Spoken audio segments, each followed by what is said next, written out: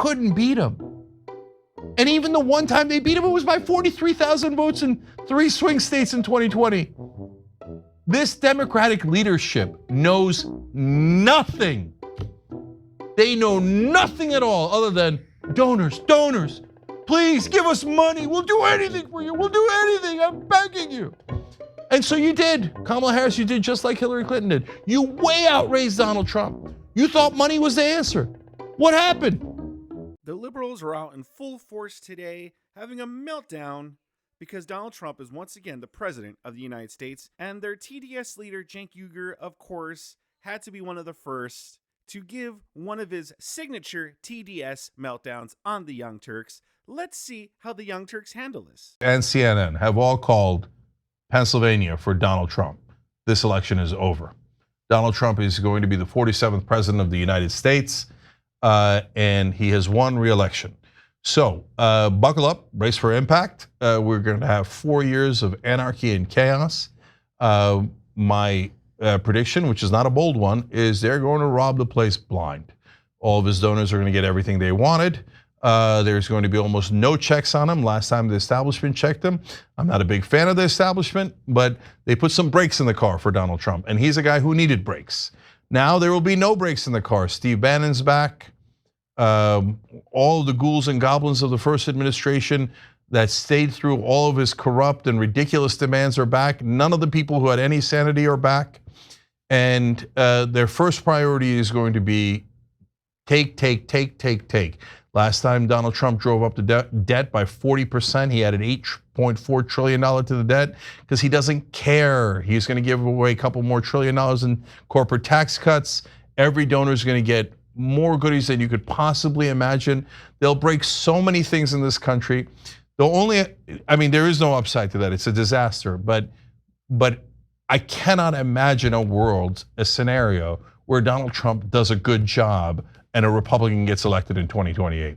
My guess is that, someone that opposed him, the Democratic Party is so broken, I even hesitate in saying a Democrat will win.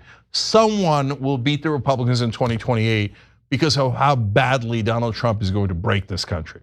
That's my prediction. Let's see what happens. I had no prediction in the election. As the one guy who said, I don't know what's going to happen. One side said, oh, they're positive. The other side, they said they were positive. Turns out the Democrats who said they were so positive, as usual, were preposterously wrong, completely and utterly wrong. Okay, so on this though, when I have enough information, and I have plenty of information on Donald Trump, it's going to be a disaster. But the most important part of this is the Democratic leadership, the Democratic Party, the establishment Democrats, they did this to you. They lost to that buffoon twice. So don't tell me how bad Donald Trump is. Don't tell me how crazy Donald Trump is if you lost to him twice. So because what you're doing is you're telling on yourself. You're saying, I'm so incompetent that I couldn't beat Donald Trump, who barely breaks double digits in IQ, who says the most. Oh my God. The next 4 years are going to be quite fun, aren't they? Immediately, Cenk dives into his TDS. His TDS has been activated and it is in full force. One thing I will agree with him, this is a big part the Democrats' fault. They had done nothing. Instead of focusing on improving their own party and actually setting up a candidate that actually has a chance to win, they instead focused all of their attention on demonizing Donald Trump, trying to take him out, trying to politically persecute him. That's all they did. And in turn, they had no good candidates, and in turn, they lost. It goes to show you in life, focus on bettering yourself. Not so much tearing down others. Focus on building up yourself. Let's see what else Chunky has to say. Outrageous, ridiculous things. And you couldn't beat him. And even the one time they beat him, it was by 43,000 votes in 3 swing states in 2020. This Democratic leadership knows nothing. They know nothing at all other than donors. Please give us money. We'll do anything for you. We'll do anything. I'm begging you. And so you did. Kamala Harris, you did just like Hillary Clinton did. You way outraised Donald Trump. You thought money was the answer. What happened? They lost track of the ends. They just got stuck on the means. So money was supposed to be a means to an end, which is winning. But they're not even bothering to win anymore. That was the most boring, terrible campaign I've ever seen by Kamala Harris. She spent some portion of the campaign hiding out in a basement. They put Tim Walz nearly permanent basement status. They said that Joe Biden had these amazing legislative accomplishments. They never ran on him. And it turns out they weren't popular. Just like we told you here on the Young Turks. I told you those bills wouldn't help in winning an election at all. Every Democrat and every liar on mainstream media told you they were God's gift to humanity and he was FDR 2.0. I told you it barely make a dent. Who was right and who was wrong? At some point, you have to listen to people who have been right instead of people who have been wrong over and over and over again. The reason I tell you this is because there's going to be primaries in 2022 and there's going to be primaries in 2024.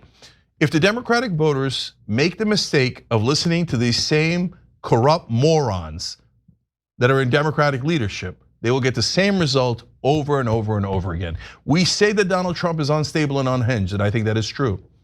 But you know that old saying about how insanity is doing the same thing over and over again and expecting a different result? So how crazy are we if we just go back to the Joe Bidens, the Nancy Pelosi's, the Chuck Schumers, the Kamala Harris's, the Hillary Clintons, the same dumbass people who have been taking donor money, taking it and delivering no results.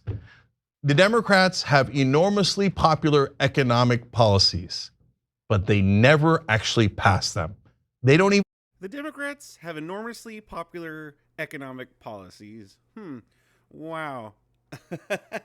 This is part of the reason why you guys lose, because you firmly believe the Democrats have popular economic policies. They don't. That's a big reason why they lost this time around, Cenk. They don't have popular economic policies. Nobody likes their economic policies. That is why the economy sucks, and that is why the people have spoken and voted them out. What do you guys think about that? Sound off in the comment section below. Subscribe if you enjoy content like this. Let's continue. Try to pass them. And so then when they don't deliver for the voters, they go, him, it was their fault. And I guarantee you after this election, do you think that Kamala Harris and the rest are going to learn their lesson? There's no chance of that. Instead, they will blame their voters first. They'll talk about, oh, the Arabs and the Muslims, they were the problems in Michigan. They'll talk about young black men didn't turn out. Oh, women should have turned out more. Oh, we Latinos, how dare they go with a racist Donald Trump? And then they'll say, oh, the country's too racist, the country's too sexist. 100%. In fact, we had a Democratic congressman on today who said those very same things. It's just, I'm so sick of the refusal to do any self-reflection at all and to lash out as if the electorate, like the onus is on the electorate to get them elected. Like they're entitled to the voters working for them. And it's like, no. You're running to be a public servant. They have forgotten that, Cenk. No, absolutely. And so they're just totally disconnected. They're disconnected from average, everyday Americans. And that's why I think the Democratic Party has been bleeding support from, marginalized communities that Democrats purport to be the representatives of. But are you really representing them? What have you done to make their lives better? Running on a voting rights bill and encouraging like an incredible on-the-ground effort in Georgia to ensure 2 Democratic senators got elected in that runoff race, in those runoff races, I should say. Like when you don't deliver after they've put in the work, the chickens are eventually gonna come home to roost. Yeah. And so look, I get that tonight is depressing for a lot of people, but at the same time, I'm not shedding a tear for the Democrats, okay? They deserve this. The electorate doesn't deserve it, but Democrats deserve it. Yeah, Democratic politicians. Politicians, yeah, let me be specific. And so those politicians, what's coming next is they will lie to you. But here's the reality. And look, tune in any Monday through Friday, 6 to 8 p.m. Eastern. That's what we do, Young Turks, on YouTube or TYT.com or all the different places we're on, right? We told you something that you probably never heard in mainstream media. So they said, oh, filibuster, we can't pass anything. First of all, Joe Biden didn't even propose the public option. He said he was going to, and he didn't. And then they said they were going to do higher minimum wage. That's the first thing Joe Biden pulled out of the bill. So there's a reality. There's a truth Did he pull it out of the bill or didn't he? Did he propose it or didn't he? And then they said, well, voting rights. I mean, we won Georgia, we won those 2 Senate seats, and then one of the main things they promised was voting rights, right? And they said that was their first priority. It was called HR 1, right? And that bill had a provision to get money out of politics. Not perfect, but it was a good start.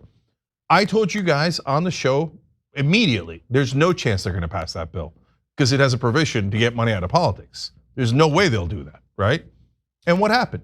They say, oh, filibuster, parliamentarian. But the part you didn't hear on MSNBC is, but wait a minute, when it came to the debt ceiling, all of a sudden, the parliamentarian and the filibuster were nowhere to be found. They made an exemption for the filibuster that they said over and over and over that they could never make, and it wasn't possible. But as soon as it was for the debt ceiling, because it was going to affect the stock market, their beloved stock market, where all of their money is and all of their donors' money is, all of a sudden the filibuster and the parliamentarian were nowhere to be found.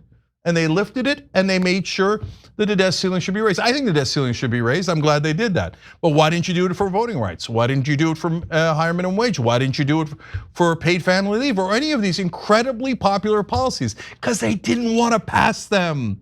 Because their donors don't want those bills.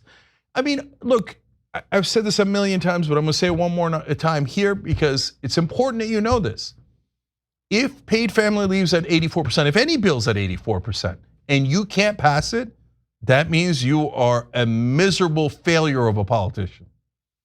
Guys, it's not that they're miserable failures of politicians, it's that they don't want to pass them. That's why they don't propose them, that's why they don't fight for them, and that's why when you're not looking, they take them out of the bills. They're crooks, they're corrupt. The number one issue is establishment versus populist. So if you're voting for an establishment Democrat, they're gonna deliver donuts for you. Nothing. And they're gonna tell you, oh, the Republicans are bad guys. Everybody's racist and sexist. You have to vote for me, otherwise you're guilty. It's all your fault. And they'll have Morning Joe and Whoopi Goldberg wag their finger at you, okay? But at the end, they won't deliver anything for you. And then when the voters say, well, I guess I'll go for the buffoon who's unhinged because at least he's promising something and you guys are promising nothing, right? Well, you can catch feelings over that, but that's what happened. And so I didn't lose 2 elections in a row to Donald Trump. The geniuses in the Democratic leadership did. They're not smart, they're not honest, they're not competent, they're not the best of us, they're the worst of us.